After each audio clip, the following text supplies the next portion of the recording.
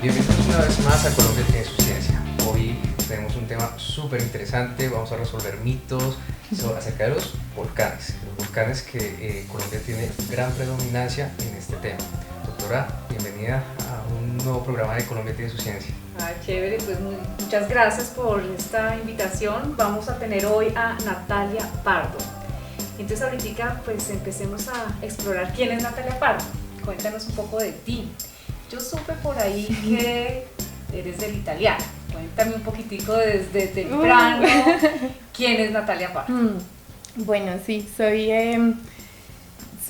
bogotana, nací en esta ciudad y estudié todo el colegio en el Leonardo da Vinci, del cual pues siempre estoy súper orgullosa. Sobre todo porque el nombre no lo escogieron porque sí, realmente la integración allí de ciencias y humanidades es algo que me motivó muchísimo para todo lo que hice después en la vida. Bueno, ¿y por qué geología? Porque geología y mucho sí empezó desde el colegio. Yo me acuerdo mucho, no hacíamos muchos paseos por ahí, pero los pocos que hacíamos siempre me sentía muy feliz de estar en la montaña. Como lo que fuera que hiciera en mi vida tenía que estar andando en la montaña. Montañera. Montañera. ¿Y cómo experimentar esta carrera? ¿Cómo la descubrió? No, entonces precisamente me empezaron a gustar los fósiles, los dinosaurios. Yo andaba feliz con los dinosaurios, mucho tuvo que ver una materia que vimos en el colegio que se llamaba Geografía Astronómica en su momento, y es como una introducción a las ciencias de la Tierra. Desde chiquita, buscando cómo estudiar dinosaurios, me enteré que antes había que hacer geología.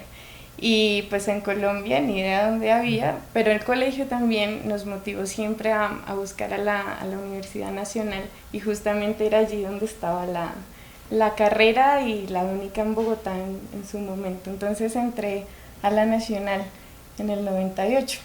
¿Y cómo fue rápidamente tu estancia en la Nacional? ¿Cómo?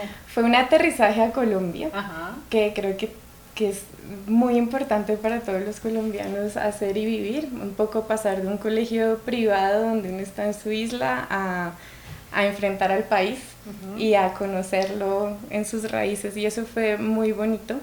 Con la carrera hubo encuentros y desencuentros, prácticamente porque yo quería andar por la montaña, sabía que ya eso tenía que ver con terremotos, volcanes, pero no tenía en mi cabeza que fuera tan enfocada a la exploración de recursos y de petróleo y minería en particular.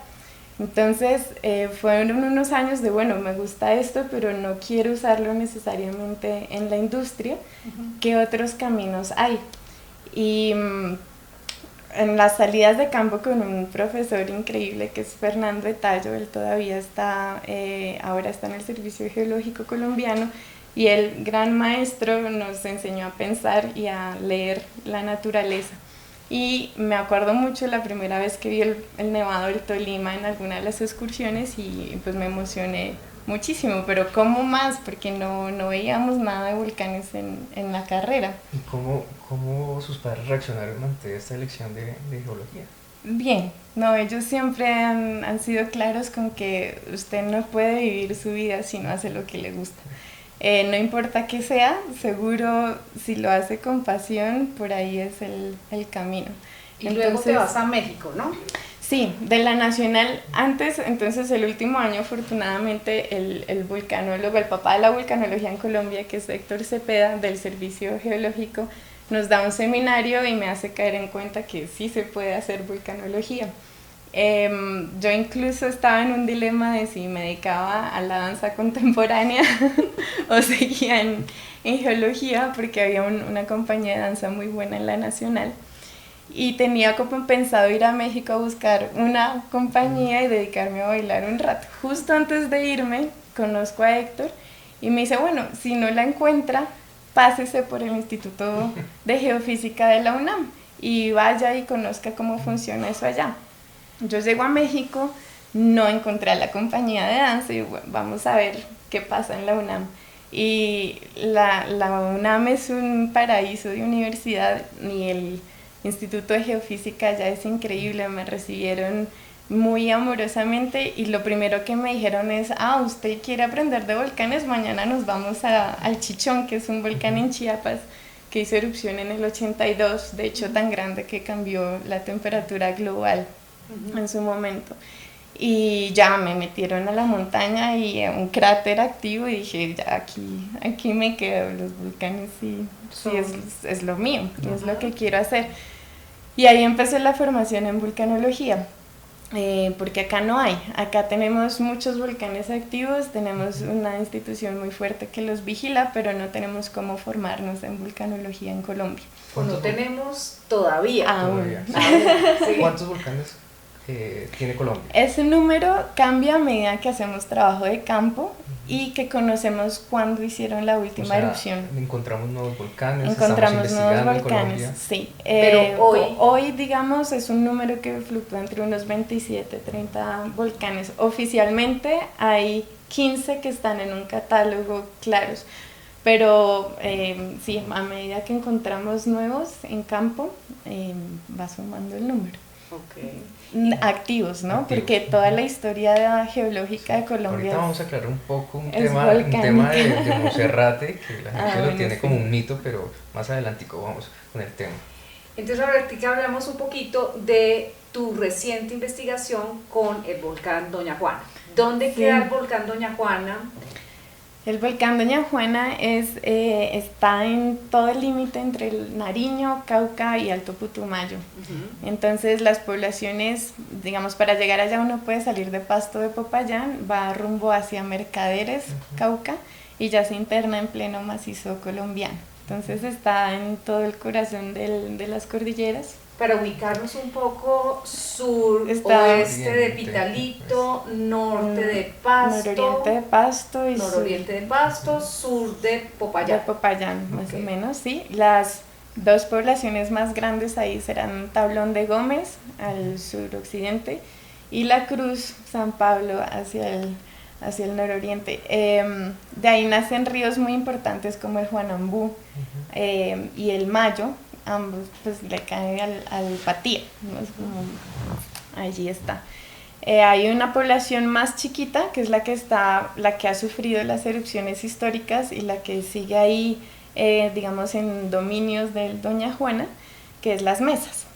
Entonces eso es un corregimiento que hoy tendrá unos 3.000, más o menos 3.000 habitantes. ¿Y ese volcán entró nuevo a un sistema de vigilancia? ¿A qué sistema? Bueno, ha estado desde la erupción del Nevado del Ruiz, empezó como un esfuerzo nacional liderado por varias personas del entonces Ingeominas por decidir qué volcanes son los que necesitan estudio, cuáles están activos, de cuáles necesitamos mapas urgentes. Una de las herramientas que se usa para escoger esas montañas es ver si hay documentos históricos, si hay narraciones, incluso si hay leyendas indígenas sobre posibles actividades. Haciendo esa búsqueda encontraron, pues quedó claro que había registro histórico de una erupción del Doña Juana. Lo que pasa es que, como dice Marta Calvache, siempre ha estado como opacado por otros eventos nacionales. Entonces la erupción histórica ocurre en 1897-1906, o sea que la guerra de los 1000 días era el centro de observación del imaginario colectivo nacional. O sea, no había tiempo para pensar en volcanes cuando estábamos en guerra. En guerra, sobre todo en sitios entonces remotos o más remotos. Y la guerra es de muy difícil acceso, la selva es selva.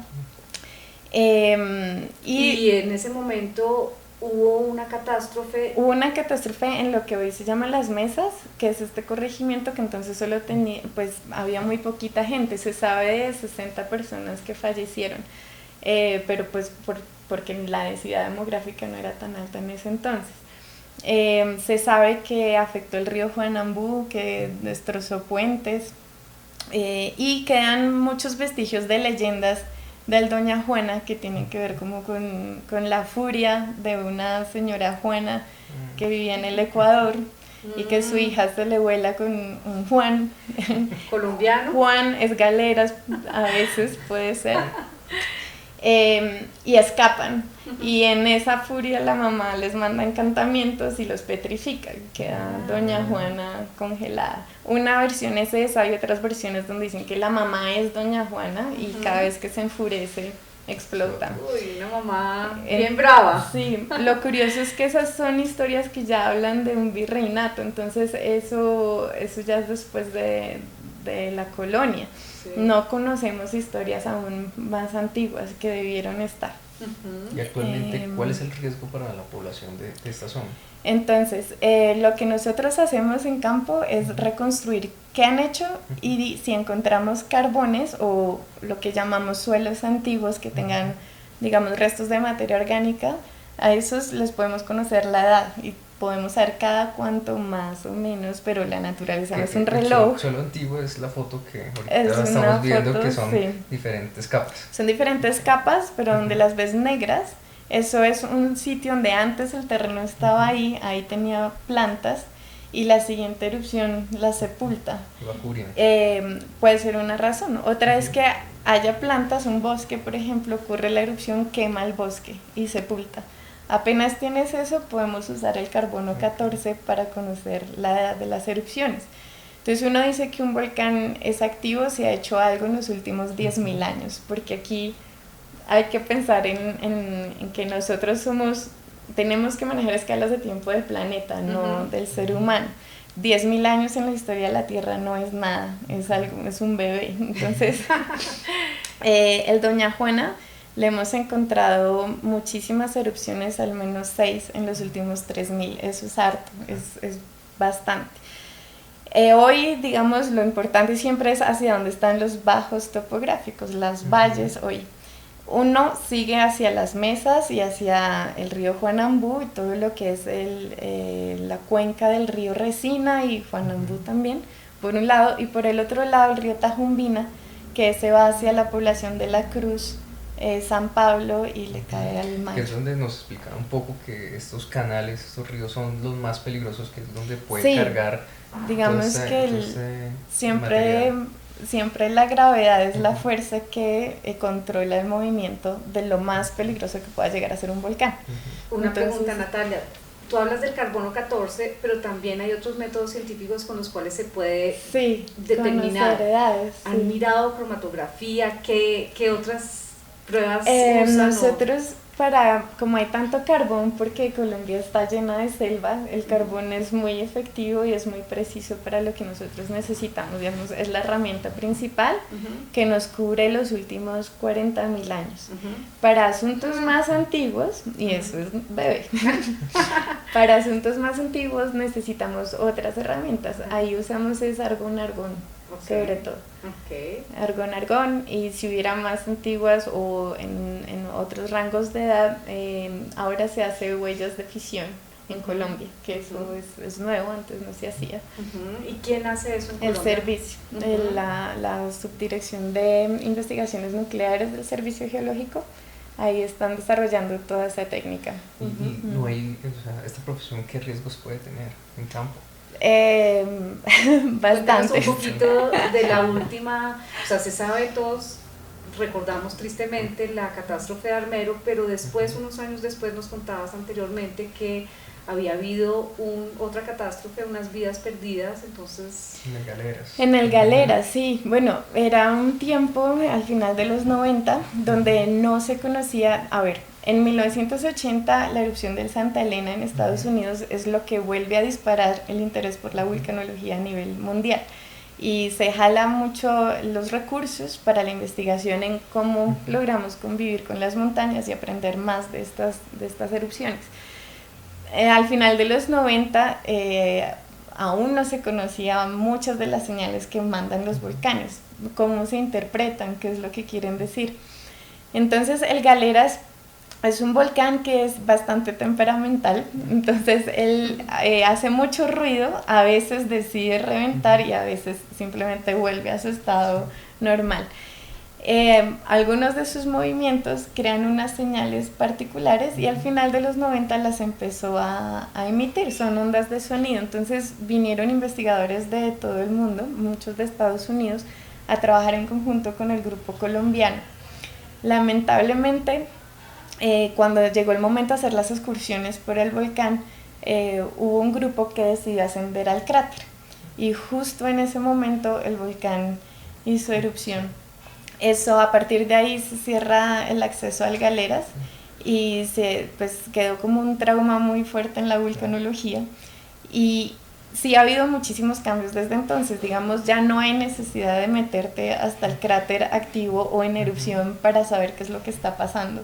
Ahora hay muchas técnicas con sensores remotos, cámaras térmicas, imágenes satelitales, por ejemplo, aparatos que permiten ver qué gases están saliendo en este momento de los volcanes sin necesidad de meterse hasta allá. Y perder vidas. Entonces, no hay necesidad de perder vidas. Realmente, a diferencia de los terremotos, los volcanes son mucho más generosos en tratar de avisar que va a hacer algo antes de hacerlo. No siempre, hay erupciones muy particulares, por ejemplo en Ruapehu, en Nueva Zelanda, hace unas que no avisa nada. Y también ha pasado que si alguien está en ese momento en el cráter y aparte son zonas turísticas, pues ya no está. Natalia, tú hablabas hace un ratico de temperamental.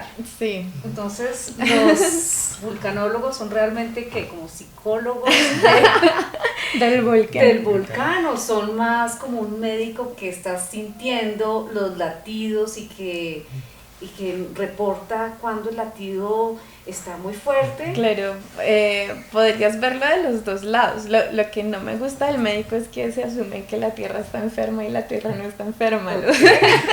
Los que nos metemos en el camino del volcán somos los humanos, ¿no? Pero la Tierra ha hecho sus cosas y siempre las va a hacer y las tiene que hacer. Y de hecho hay más beneficios del volcán y de los terremotos que desastres. Claro que a medida que aumenta la densidad demográfica se invierte esa proporción, ¿no? Pero como uno lo puede ver es que los instrumentos que tenemos nos sirven como los médicos usan sus aparatos para leer, por ejemplo, las pulsaciones, la respiración, la temperatura, si tiene fiebre, si no tiene fiebre. Uno podría hacer la analogía muy parecida. Entonces, la sismología es, digamos, toda esa disciplina que se encarga del pulso, del latido del volcán. Hay algo que está temblando allá abajo, se quiere mover, ¿qué está pasando? Otros están quienes se encargan de entender la respiración del volcán, si se infla o inhala y exhala antes de hacer erupción. Y están quienes miden la temperatura, la fiebre, la química, si hay algo que está cambiando en los fluidos. Entonces uno lo podría ver así. Otros estudiamos es lo que él ha hecho en el pasado, como darnos cuenta que llevamos muy poquito en el planeta y que los volcanes tienen historias de 1 o 2 millones de años, al menos en Colombia. Entonces es más o es prudente conocer el que ha hecho en todo ese lapso del tiempo y no solo en los últimos segundos de vida del volcán. Y ahí somos los que hacemos geología de volcanes. Uno cuando va a la boca del volcán, ¿qué ve? Depende del volcán. Entonces, en Colombia hay espectáculos como Azufral, que lo que tiene es el cráter inundado con un lago precioso que es Laguna Verde, entonces ves la laguna. En otros lo que uno ve es como el chichón o el corcho de una botella de champaña que está rellenando un hueco, entonces uno lo que ve es roca ya sólida. Pero debajo de esa roca lo que está pasando es que se están acumulando muchos gases con el tiempo. A veces los deja escapar, no pasa nada, otras veces sí explota. La lava. Y en algunas muy pocas ocasiones, si ese cráter no tiene este taponcito, podría salir nueva lava. Y se ve la lava. Y se ve ¿Acá en Colombia roja. podemos ver lava? En este momento no. En Hawái sí, en Guatemala sí, muchísimo. Centroamérica tiene mucho de eso. Y es peor ver lava o es peor? No, cuéntanos. Es peor no verla, porque digamos la lava es una manera, es como cuando uno se corta y la sangre sale tranquila, pero si uno deja que se acumule mucha energía con el tiempo y algo quiere salir de una manera muy violenta, eso es más peligroso. Entonces, cuando vemos las imágenes ahorita de lava saliendo hacia arriba, hacia arriba, no tiene control. Cuando no hay control, pero sobre todo cuando hay muchos gases. Entonces, si allá abajo hay mucho gas contenido, esos son los peligrosos. Y en Colombia nos podemos esperar mucho de eso. Gases contenidos. Casi Es gases. la imagen que vamos a ver a continuación, que es la imagen saliendo, el gas saliendo del volcán y no tiene control. No y puede tiene sobrepasar las montañas. Y sí, es en violento. algunas ocasiones sí. Mientras que la lava es tranquila, es una manera, es más, si saca lava es bien, está liberando su energía tranquilamente. Hay un mito súper interesante que Monserrate en Bogotá es un volcán. Cuéntanos ¿Es cierto eso. o es falso? No, es absolutamente falso. No sabemos exactamente en qué momento empieza a difundirse el volcán o la idea de un volcán. La forma es particular, sí tiene una forma de trapecio parecida, pero fue usada tal vez para atemorizar a la población bogotana para que se comportara más o menos bien. La palabra volcán realmente en el lenguaje coloquial campesino y colombiano significa deslizamiento. E incluso la calle del volcán de la Candelaria probablemente lo que acotó es a una zona donde hubo alguna vez un deslizamiento. Pero no es un volcán. La cordillera oriental son antiguas rocas marinas, era un mar. La mayoría del oriente colombiano ha sido de dominio de antiguos mares, que con todas las fuerzas de la tierra se han levantado y hoy forman nuestras montañas. Solo se han encontrado algunos puntos muy interesantes, muy difíciles de explicar, muy lejos de la producción de material fundido, que es la cordillera central colombiana, donde están los volcanes activos, donde se han encontrado evidencias de un vulcanismo, pero muy viejo, que es Paipa. Digamos, Paipa, donde están las fuentes termales, por allí tenemos rocas y depósitos volcánicos que no vienen de la cordillera central, sino debieron formarse allí. ¿Qué edad tiene eso? Es una sorpresa que sabremos bien este año. Alguna vez hicimos una datación. Hay una que sabemos que es alrededor del 1.000.000 de años, pero el estudio ya muy detallado, yo creo que sale ya pronto. ¿Y quién lo tiene ahorita? El Servicio Geológico, okay, sí. Perfecto. O sea, Bogotá puede quedar tranquila que no va a hacer una erupción. No, acá más bien es un asunto de terremotos, si acaso, pero de volcanes absolutamente y que también nos colaboren a cambiar la guía turística del aeropuerto El Dorado. Sí, claro que por sí. favor, el mapa no puede decir Aclaremos que eso. es un volcán. Aclaremos eso para dar la información precisa y la información científicamente comprobada. Y cuando vayan a caminar, bueno, ahí hay muchos, las rocas están llenas de unos agujeros muy chiquitos que son fósiles de microorganismos, organismos muy chiquitos que vivieron en ese mar. Sí, bueno, Natalia, pues mil gracias por esta súper entrevista. Creo que hemos aprendido mucho y nosotros pues nos volveremos a ver porque Colombia tiene su ciencia.